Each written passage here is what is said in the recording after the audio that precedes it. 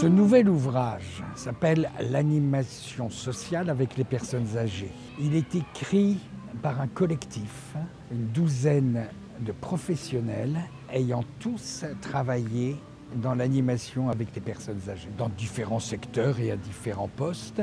Ils ont entre 27 et 77 ans. On vise les animateurs de terrain, mais également ceux qui sont en position de cadre sur des niveaux de formation supérieure.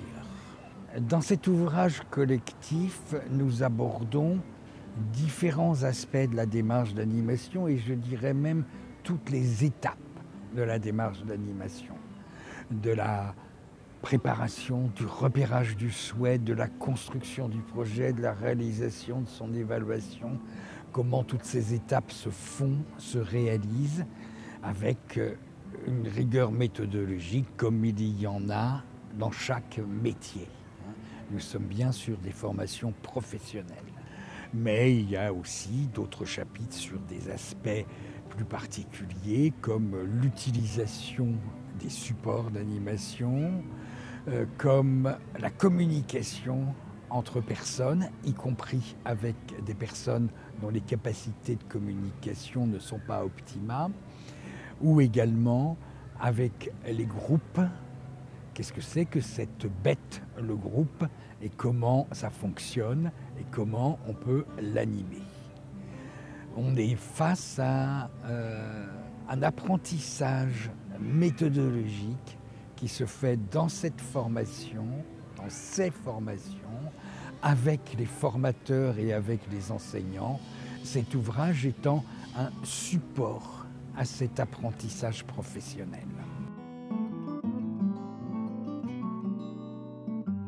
Pour ma part, j'ai coordonné le travail de ces 12 animateurs, ces 12 professionnels.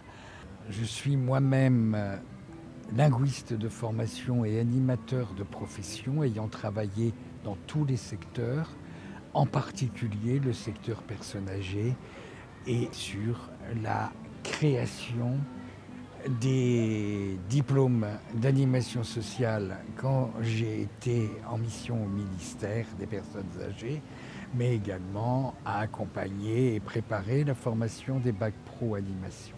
Et j'ai une pratique de quasiment 30 ans d'animation avec les personnes âgées. Précisons que l'animation professionnelle avec les personnes âgées, c'est un secteur professionnel nouveau. Les premiers animateurs sont arrivés à la fin des années 80. Dans les années 90, on parlait d'un métier du futur. Tout s'est créé dans les années 2000 et 2010. Création de formation, création de diplômes, création d'une identité professionnelle, mise au point de méthodologie. Et c'est un métier où on a aujourd'hui à peu près 13 000 emplois, essentiellement des emplois stables, en CDI ou sous statut. Et cela n'a pas fini d'évoluer et de progresser, puisque la qualité de vie des anciens dépend en partie de la compétence des intervenants.